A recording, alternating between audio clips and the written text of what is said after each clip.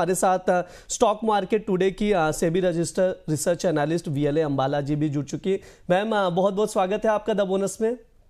Good morning Brij ji, good morning to all viewers. Ma'am सबसे पहले मैं फेड पर ही बातचीत करूंगा, सर से भी मैंने राय ली। कैसे देख रहे हैं मैम जिस तरह से कटौती की गई है, क्या इसका मेजर इम्पैक्ट पड़ता हुआ दिखाई देगा या डिस्काउंटेड न्यूज था? डिस्काउंटेड था Brij ji, it was very well expected कि इंडिया ने जब आरबीआई पॉलिसी का वो कट हुआ तो वो बहुत जायज था कि you know very it was very very discounted in the price. तो इसमें कुछ नया नहीं है। अगर 50 पॉइंट होता तो मार्केट सरप्राइज होती, 50 बीपीएस होता तो, अगर नहीं होता तो भी मार्केट सरप्राइज होती, but this is not something that market is being surprise to it. तो जो ट्रेंड है, जो रिएक्शंस है मार्केट में, वो वैसे ही रहने वाले हैं। तो एनालिसिस जो पहली है उसको कंटिन्यू कर सकते हैं। जी बिल्कुल, जिस तरह से मैंने स्टार्टिंग में भी बताया, ये न्यूज़ ऑलरेडी डिस्काउंटेड थे। अनुमान था कि 25 बेसिस पॉइंट की कटौती होगी। मैम निफ्टी 50 के लेवल्स क्या देख रहे हैं, क्या स्ट्रैटेजी होनी चाहिए यहाँ से आज के लिए? ओके आज के लिए देखिए, पहला ट्रेड अभी जैसे निफ्टी गिफ्ट निफ्टी थोड़ा इंडिकेशन दे रहा है कि 150 से 100 पॉइंट के बीच में हम गैप अप हो सकते हैं। तो आज का पहला ट्रेड में रेजिस्टेंस बताती हूँ कि आज के लिए जो इंट्राडे का रेजिस्टेंस है वो 26,000 है, मेजर रेजिस्टेंस। अगर बाय चांस एनीवेज अगर हमको 26,000 पर आज मिलता है तो यहाँ से बिना हिचके एक छोटे स्टॉप लॉस पर एक सेल का ट्रेड बिल्कुल प्लान कर सकते हैं, जिसमें कि पॉसिबल टारगेट हमें 25,870 से लेकर के 25 जो कल का लो बना है 25,760 तक हमको मिल सकते हैं। तो पहला ट्रेड अगर इंट्राडे का मिल रहा है तो सेल और राइज का ढूंढिए। खुलते ही मार्केट को थोड़ा सा आधे 30 मिनट्स का टाइम जरूर दे दीजिएगा, या फिर सिंपली एक लेवल नोट डाउन कर ले, 26,000 is a resistance for today. And तो पहला ट्रेड बनता है वो सेल ऑन राइज का है। और दूसरा ट्रेड अगर आप ढूंढ रहे हैं तो बहुत सपोर्ट पर बाय करना है, जो शायद आज नहीं आएगा, वो शायद आपको नेक्स्ट वीक में मिले। दैट इज 25,600 के क्लोज टू अगर प्राइस आता है तो वहां से बाय का ट्रेड आपके लिए एक बहुत ही छोटे स्टॉप लॉस पर निफ्टी में एक बाय का ट्रेड बनेगा। एंड पॉसिबली 25,800 से 25,950 टारगेट्स होंगे। जी बिल्कुल, ये लेवल्स दिखाई दे सकते हैं जैसा मैम बता रहे हैं, उसके अकॉर्डिंग आप लोग देख सकते हैं। लगातार दर्शकों के सवाल भी आ रहे हैं स्टॉक्स को लेकर, उनके उस पर भी हम लोग जाएंगे। मैम उससे पहले मैं आपसे जानना चाहूँगा, बैंक निफ्टी में क्या कुछ लेवल्स देख रहे हैं, वहाँ क्या स्ट्रैटेजी होनी चाहिए? देखिए, ये जो बीपीएस का पहले तो ये इनलाइन है, मार्केट के सेंटिमेंट से इनलाइन है, स्पेसिफिकली एनबीएफसीज बैंकिंग। तो जब भी रेट कट्स होते हैं एक एक सेंटीमेंट तो पॉजिटिव होते हैं, उसी का असर होगा कि हम गैप अप खुल जाएंगे, लेकिन सस्टेन होने में बहुत डाउट है। तो इसमें भी आप अगर आपको मौका मिल जाए आज तो आप एक लेवल नोट डाउन जरूर कर लें, 59,600 से लेकर के 59,750। It is the resistance range. यहाँ पर आपको अगर बैंक निफ्टी मिलता है तो सेल ऑन राइज का ट्रेड बिल्कुल प्लान किया जा सकता है। ये है एक, अगर आपको एक डायरेक्शनल ट्रेड देखना है। नाउ अगर एक सपोर्ट ढूंढ रहे हैं तो जब तक 58,500 नहीं आता है तब तक कोई कॉल ट्रेड प्लान नहीं करना है। तो ये आज के लिए व्यू है। हाउएवर अगर आप एक मंथली व्यू बना करके, क्योंकि ये मंथली एक्सपायरी 25 दिसंबर को हो जानी है, तो अगर आप एक मंथली व्यू प्लान कर रहे हो तो जैसे कि मैंने पहले भी आपको बताया था, फ्यूचर को शॉर्ट करके यानी सेल करके एट द मनी कॉल से भी हम इसको कवर्ड करके एक पोजीशन बना सकते हैं। वैसे जितने लोगों ने पिछली बार ये बात मानी होगी, निफ्टी में उन लोगों को लगभग 250 से 300 पॉइंट का टारगेट गेन मिल रहा है। तो क्योंकि जब वो एक जिस दिन हमारे यहाँ पर एमपीसी पॉलिसी 5 दिसंबर को, उसके बाद जो वो कैंडल बनी थी वो बहुत सरप्राइजिंग कैंडल थी फॉर मी, बिकॉज मेरे हिसाब से प्राइस गिरना चाहिए था। एंड उसके बाद 3 दिन से हम देख ही रहे हैं कि फिर से गिरावट हो रही है। सो जैसे कि हमने अभी शुरू में बोला है कि जो 20 बीपीएस पॉइंट है, अगर ये 50 होता तो सेंटीमेंट बदलते, अगर ये बिल्कुल नहीं होता तो भी सेंटीमेंट बदलते, बट अभी कुछ बदलने जैसा नहीं है। तो प्राइस को सेल राइज के व्यू के साथ में आप ट्रेड कर सकते हैं until unless we are at a very close support.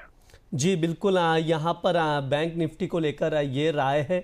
जिस तरह की स्ट्रैटेजी बताई जा रही, जो लेवल्स बताए जा रहे हैं, उस पर आप लोग भी नज़र बनाकर चल सकते हैं। मैम कुछ स्टॉक्स पर डिस्कशन कर लेते हैं, कुछ अपडेट्स भी हैं उन स्टॉक्स को लेकर, उस पर बातचीत करेंगे। सबसे पहले मैं टाटा स्टील पर आपसे राय जानना चाहूँगा।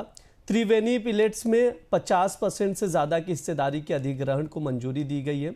त्रिवेणी पिलेट्स में देखें तो स्टेक खरीद डील जो है 636 करोड़ रुपए में होगी। कच्चे माल की आपूर्ति के मामले में स्थिति और ज़्यादा मजबूत होगी। मैम टाटा स्टील की जो क्लोजिंग है स्क्रीन पर भी दिखाई दे रहा है, 162 के करीब की क्लोजिंग है। हमने देखा था कि 28-29 अगस्त के आसपास 154 से अपसाइड मूवमेंट दिखाई दिया, उसके बाद हमने देखा 184 तक भाव जाते हुए, फिर वहां से वापस से थोड़ी सी प्राइजेस डाउन साइड आए, अभी 162 के करीब की क्लोजिंग है।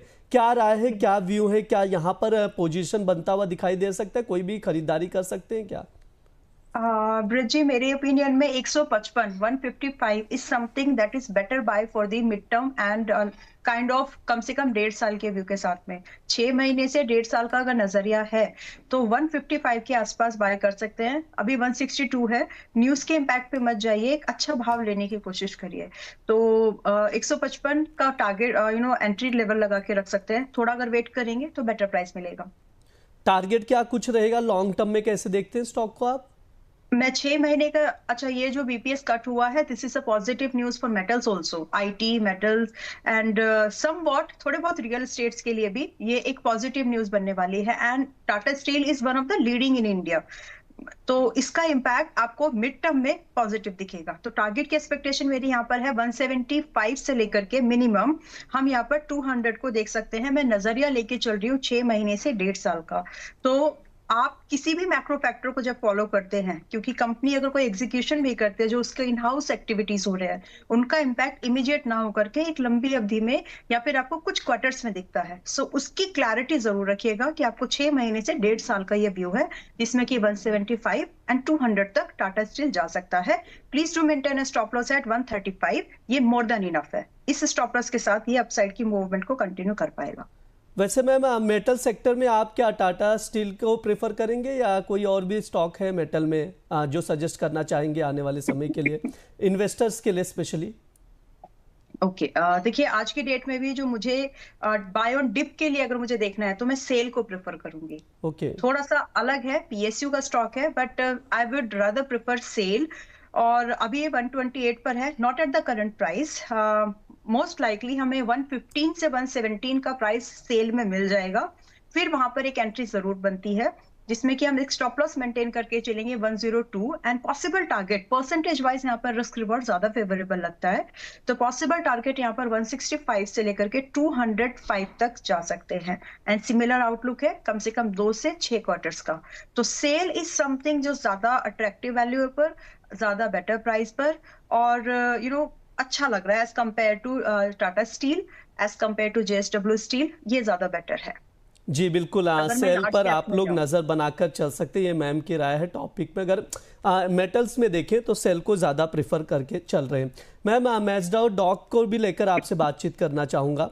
2434 की क्लोजिंग रही है, उस पर अपडेट आया कि ब्राज़ीलियन नेवी और इंडियन नेवी के साथ MOU किया गया है, पनडुब्बियों और सैन्य जहाज़ों के रखरखाव में सहयोग करेगी कंपनी। ये समझौता डिफेंस सेक्टर में भारत की बढ़ती क्षमता को दिखाता है। इस स्टॉक को लेकर आपके क्या व्यू है मैम?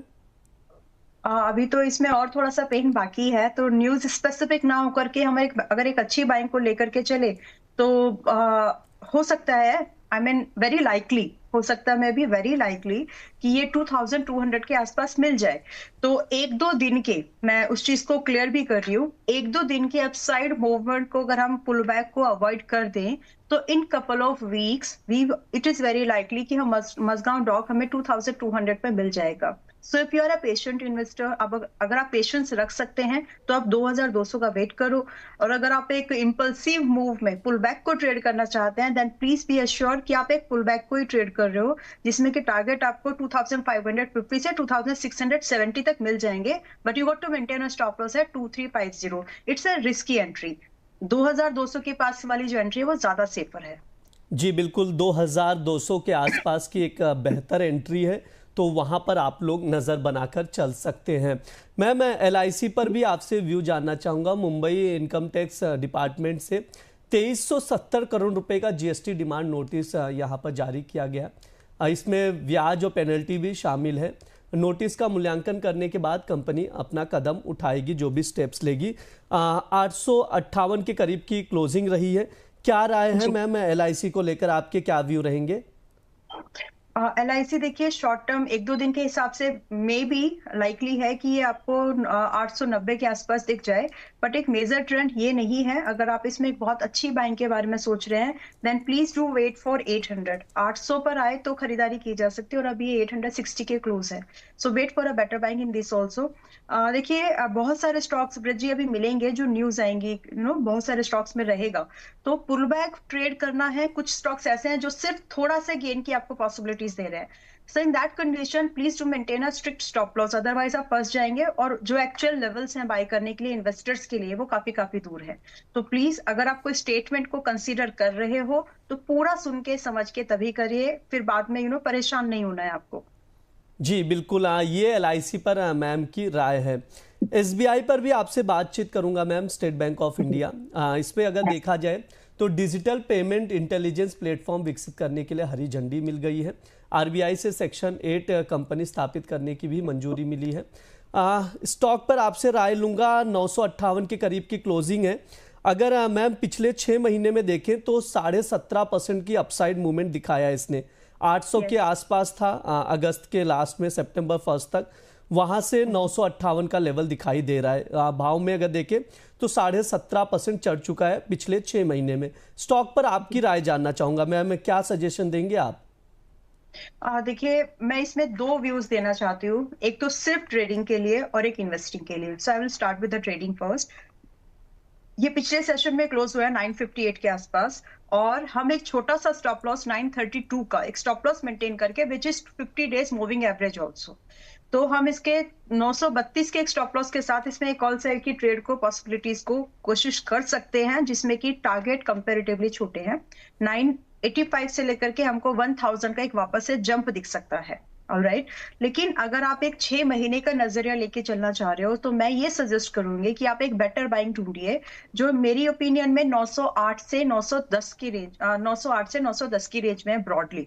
तो आप थोड़ा सा वेट करेंगे, आपको एक बेटर प्राइस मिल जाएगा। इन्वेस्टिंग के लिए अच्छा स्टॉक है, लेकिन प्राइस थोड़ा बेटर करो। सो ट्रेड भी कर सकते हैं 3-4 दिन के व्यू के साथ में, but with a very strict stop loss. लेकिन अगर इन्वेस्टिंग करनी है 6 महीने का कम से कम नजरिया है, तो कम से कम आप इसको 908 के 910 के पास ही ट्राई करिए, अभी थोड़ा रुकने में बेहतर होगा। अभी थोड़ा सा वेट करके चल सकते हैं, ये मैम की राय है। इसके अकॉर्डिंग आप SBI ऑब्जर्व करके चल सकते हैं।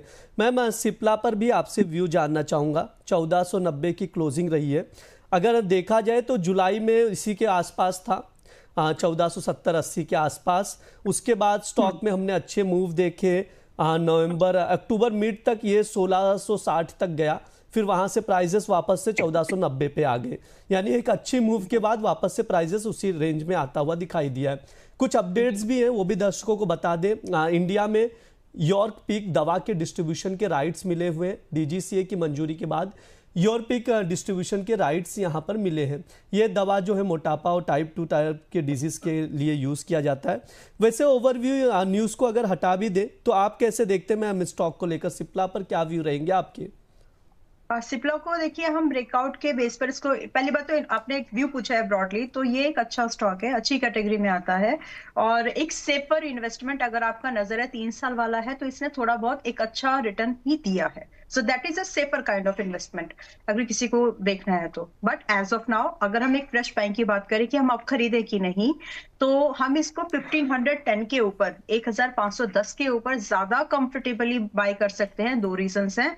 एक तो ये उस कंडीशन में अपने 200 दिन के मूविंग एवरेजेस पर भी होगा, जो कि टेक्निकली ब्रॉडली इन्वेस्टर्स के लिए एक बाइंग लेवल होता है। नाउ इसके जैसे ही 1510 के ऊपर क्लोज करता है तो आपका स्टॉप लॉस डिफाइंड हो जाएगा, and whenever you getting any entry your stop loss should be defined. तो इस कंडीशन में जैसे ही 1510 के ऊपर ये क्लोज करता है, we can maintain a stop loss at 1465 for the target expectation. At least हम यहाँ पर मिनिमम टारगेट एक शॉर्ट टर्म के लिए 1 महीने की अगर मैं व्यू देखूं तो कम से कम 1545 का और 1580 के इन टारगेट्स के लिए इसको होल्ड कर सकते हैं। But in broad and large अगर मैं इसको देखूं तो आपको एक्सक्यूज मी, अगर इन लार्ज हम इसको देखें तो आपको एक इन्वेस्टिंग का व्यू ही लेकर के यहाँ पे चलना होगा। अगर आप इसके ट्रेंड को पसंद करते हैं, जैसे कि मैंने स्टार्टिंग में बोला कि ये 3 साल में तो पैसा बनाता है। 3 साल में तो ये पैसा बनाता है, तो सिप्ला पर आप लोग नज़र बनाकर चल सकते हैं। जो लेवल्स एंट्री लेवल्स बताए जा रहे हैं उस पर आप लोग ज़रूर ध्यान रखें। मैम दर्शकों के सवाल आ रहे हैं तो मैं चाहूँगा कुछ सवालों के जवाब भी ले लिया जाए।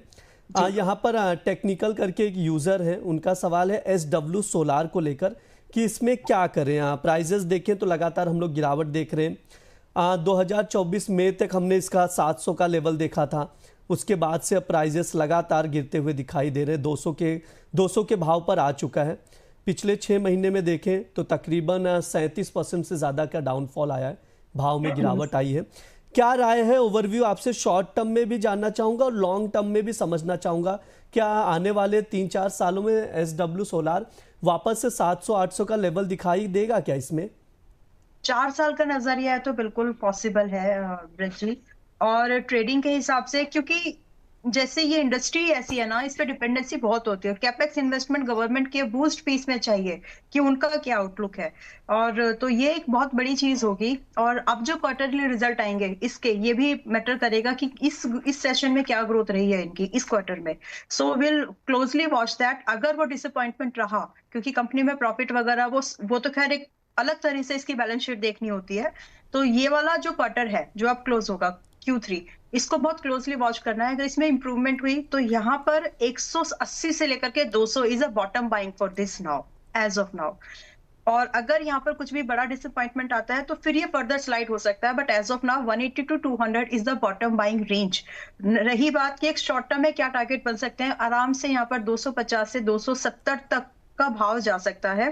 बट अगेन, अगर आपका रिस्क एपेटाइट थोड़ा सा है तो आप इसमें इन्वेस्टमेंट के बारे में सोच सकते हैं। Maintain a stop loss in anyways 165 का 165 का स्टॉप लॉस मेंटेन कर लीजिए, और नजरिया इसको सिर्फ 6 महीने का दीजिए। 6 महीने में आपको ये जो दे, चाहे थोड़ा प्रॉफिट दे, बड़ा प्रॉफिट दे, या फिर आपको स्टॉप लॉस दे, you got to accept that. या फिर टारगेट या स्टॉप लॉस कुछ भी हिट नहीं हो रहा है तो 6 महीने में निकल भी जाना है। जी बिल्कुल। ये ट्रेडर्स के लिहाज से लॉन्ग टर्म में अगर देखें, 4-5 साल के लिहाज से देखें तो आप लोग बने रह सकते हैं। ये मैम का सजेशन है। मैम लगातार सवाल आ रहे हैं। बंसी मोदक जी का सवाल है, कोलकाता से है। इन्फोसिस, TCS, विप्रो, तीनों में से कौन सा बेस्ट रहेगा बाय करने के लिए, ये उनका सवाल है। ओके, इन्फोसिस में तो मैं आपको अभी नहीं बता सकती, क्योंकि ये जो स्ट्रेटेजिक एक इन्वेस्टमेंट थी, मैंने बताया था कि इसमें मेरी इन्वेस्टमेंट थी वो जो बायबैक वाले कंडीशन में। So I made that, I have already booked it. Currently no position in that, but 7-8 दिन पहले की बात है। So please do consider that. TCS, right? Wipro, TCS and info. So देखिए, सबसे मुझे जो बेटर लगता है TCS लग रहा है। तो इन्फोसिस मैंने बता दिया है कि मेरी पोजीशन थी, तो आप इसको फिलहाल कंसीडर ना करें अगर आप being the SEBI's guidelines. But yes, 5-6 दिन से ज्यादा हो गया है। All right. तो TCS अगर आज की डेट में देखो ना, तो डिप में TCS को बाय जरूर कर सकते हैं। यह कि आपको एक स्टेबल ग्रोथ देगा और लो रिस्क पर देगा। सो कंपैरेटिवली अगर आपका अगर रिस्क रिस्क टेकिंग या रिस्क बेयरिंग आपका माइंडसेट थोड़ा सा समझ रहे हैं कि कम है, तो आप TCS को प्रेफर करो। But on the other hand, अगर आप थोड़ा मैनेज कर सकते हो कंडीशंस को, तो आप विप्रो को लगभग 250 पर, अभी 257 पर है, विप्रो को 250 पर फिर से खरीदा जा सकता है। On the other hand TCS को अगर मैं देखूं तो TCS आपको 3120 के आसपास फिर से मिलेगा। अभी 3190 के आसपास है, तो तब आप यहाँ पर खरीदारी के बारे में बिल्कुल सोच सकते हैं। मिनिमम टारगेट अब जो बनेंगे दोबारा 3570 से लेकर के 3700 तक के आराम से बन सकते हैं, विद स्टॉप लॉस एट 2950। एक डिस्क्लोजर है, TCS तो वैसे मैंने अमर उजाला के प्लेटफॉर्म पर भी 2-3 बार शेयर किया है। 3200 का टारगेट था, हिट भी हो गया वो, एंड सिमिलर ट्रेड हमारे मेंबर्स के पास भी था। So it's a disclosure. जी बिल्कुल। TCS पर आप लोग नज़र बनाकर चल सकते हैं, ये मैम की राय है। मैम यहाँ पर प्रेम जी का सवाल है फिजिक्स वाला को लेकर। 1000 शेयर बाय करके रखे 136 के भाव पर, 130 की हमने क्लोजिंग देखी है। क्या सजेशन देंगे, और इसके फिजिक्स वाला को लेकर आपके क्या व्यू है? क्या आप भी पॉजिटिव हैं क्या इसको लेकर? 120 रुपए का स्टॉप लॉस है फिजिक्स वाला में। बस उतना ही मेंटेन करके चलना है। 120 इज द स्टॉप लॉस। अगर ये ब्रीच होता है तो निकल जाना है, अगर ये जब तक ये सस्टेन है तो बने रहना है।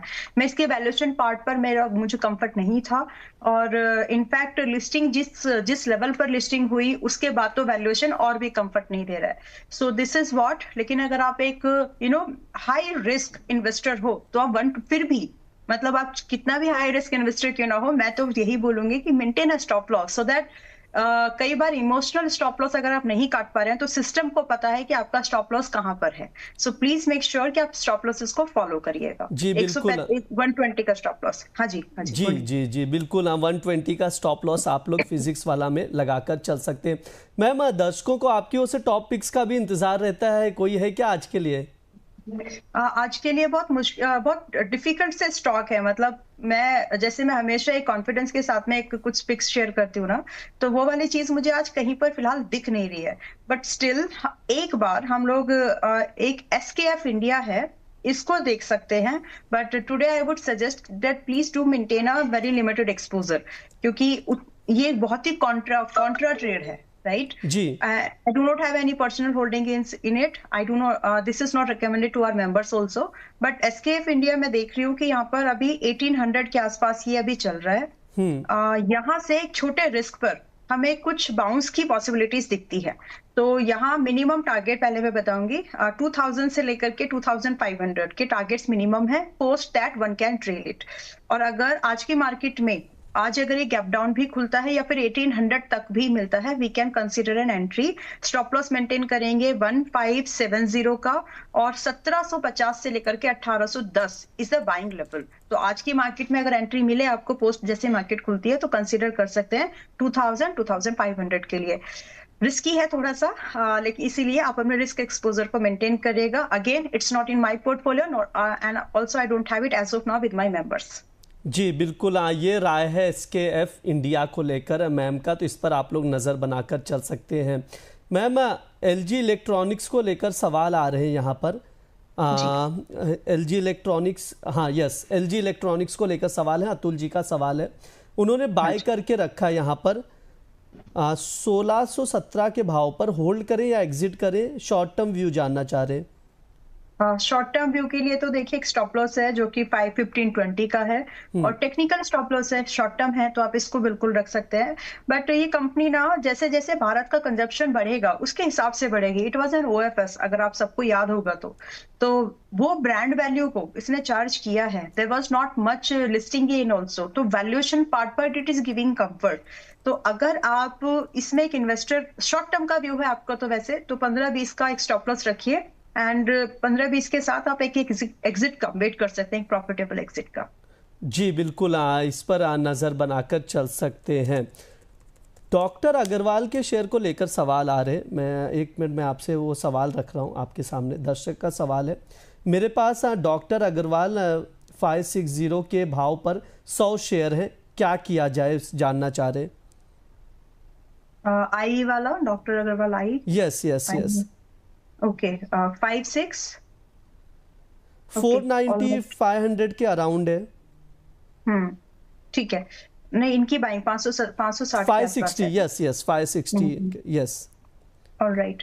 देखिए, आई वुड से कि आप एक स्टॉप लॉस को रख लीजिए, क्योंकि अगर ये स्टॉप लॉस निकलता है तो दोबारा बाइंग बहुत दूर बनेगी, और वो स्टॉप लॉस है मेरी नजर में 475 का, 475। अगर ये ब्रीच होता है तो अगला जो इसमें पड़ाव आता है वो काफी दूर है, और वो कम से कम आपको 410 तक इसको खींच के लेके जाएगा। तो आप स्टॉप लॉस के साथ इसमें बने रह सकते हैं। उसके 2-3 कारण है कि अगर इसको अभी ब्रेकआउट करना है या फिर एक अपसाइड की मूवमेंट पे जाना है तो 520 के ऊपर ये वापस से स्ट्रांग होगा। तो अभी ये बीच में है, आप स्टॉप लॉस जरूर रख लीजिएगा। जी बिल्कुल, स्टॉप लॉस आप लोग जरूर रखिएगा। मैम, आईडीबीआई बैंक पर आपसे राय जानना चाहूंगा। रोहित जी का सवाल आ रहा है, 97 पर बाइंग है, होल्ड करूं या सेल कर दूं? 94 के करीब की क्लोजिंग रही है इसका। आप थोड़ा सा इसको रख सकते हैं तो प्लीज होल्ड इट। फिर भी अगर आपको stop loss, actually stop loss नहीं, you must try for the averaging year if your pockets allowed. अगर आपके फाइनेंशियल एडवाइजर आपको सजेस्ट करें या आपका पोर्टफोलियो आपको सजेस्ट अलाउ करे तो एक बार एड ऑन करने की कोशिश कर सकते हैं इसको हम लोग 93 के पास। तो आजकल में पॉसिबली है कि 93 एक बार ये टच करे, तो वहां पर आप चाहे तो थोड़ा बहुत एड ऑन कर सकते हैं, बिकॉज अगर आप ये कर पाते हैं तो आपकी एक एवरेज बाइंग हो जाएगी क्लोज टू 91 की, राइट। जी एंड इसके बाद में आपको लगभग 102 रुपए से लेकर के लगभग आप मान के चले कि 120 तक का टारगेट मिल सकता है, वेयर इन आप जो स्टॉप लॉस मेंटेन करके चल पाएंगे। 91 की आपकी लगभग बाइंग हो जाएगी, तो 87 का स्टॉप लॉस मेंटेन करके आप चल सकते हैं। तो करंट लेवल पर जो एक व्यू बनता है 93 के आसपास एवरेज का बनता है, जितना आप एड ऑन कर पाएंगे आपके कंफर्ट के हिसाब से। और इसका जो व्यू है वो 2 क्वार्टर्स के लिए है ये। जी बिल्कुल, IDFI बैंक पर आप लोग जो बाइंग है 93 के आसपास वापस से कर सकते हैं। ये मैम की राय, स्टॉक पर नज़र बनाकर चल सकते हैं।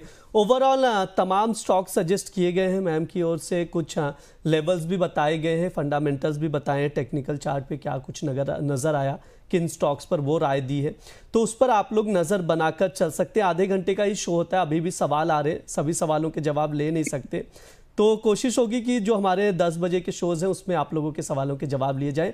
मैम आपकी ओर से कोई डिस्क्लेमर रहेगा? यस, डिस्क्लेमर से पहले जाते जाते 2 स्टॉक्स मैं सजेस्ट कर देना चाहती हूँ। अगर आपको बॉटम बाइंग मिले और 6 महीने का आपका व्यू है, तो करंट लेवल पर जिस भी प्राइस पर आज खुलता है, इरकॉन एंड RVNL अच्छी वैल्यूएशन पर है। 6 महीने के नजरिए से ये अच्छा गेन दिखा सकते हैं। करंट RVNL 308 पर है, इरकॉन लगभग 150 के आसपास में है, और यहाँ से RVNL 300 क्लोज टू 335 से लेकर के 380 के रेंज को ट्रेड कर सकता है। सिमिलरली इरकॉन भी 150 के आसपास में है और 165 से लेकर के 190 तक की रेंज को ट्रेड कर सकता है। 6 महीने का नजरिया है। RVNL का स्टॉप लॉस मेंटेन करेंगे हम 280, इरकॉन का स्टॉप लॉस हम लोग मेंटेन करके चलेंगे 136 का। तो ये शॉर्ट मिड टर्म के पिक्स है, 6 महीने का नजरिया है, तो इनको भी कंसीडर किया जा सकता है। That's all. बाकी तो trading and investments are subject to market risk. आज ऐसा कोई स्टॉक नहीं था जो हमने डिस्कशन में लाया है इन्फोसिस के अलावा, जिसको मैंने हाल फिलहाल में ट्रेड किया हो या फिर मेरे पोर्टफोलियो में हो। रेस्ट मेंबर्स के पास तो ट्रेड शफल होते रहते हैं, short term, mid term, long term trading वाले स्टॉक्स भी। तो it is gonna be always there, because stock market today is also research company. That's all. Whatever you trade, do understand the risk which is involved in every script. Thanks a lot. जी बिल्कुल, बहुत बहुत शुक्रिया ma'am आज की चर्चा में जुड़ने के लिए। प्रतिभूति बाजार में निवेश बाजार जोखिमों के अधीन है। निवेश करने से पहले सभी संबंधित दस्तावेजों को ध्यान से पढ़ें।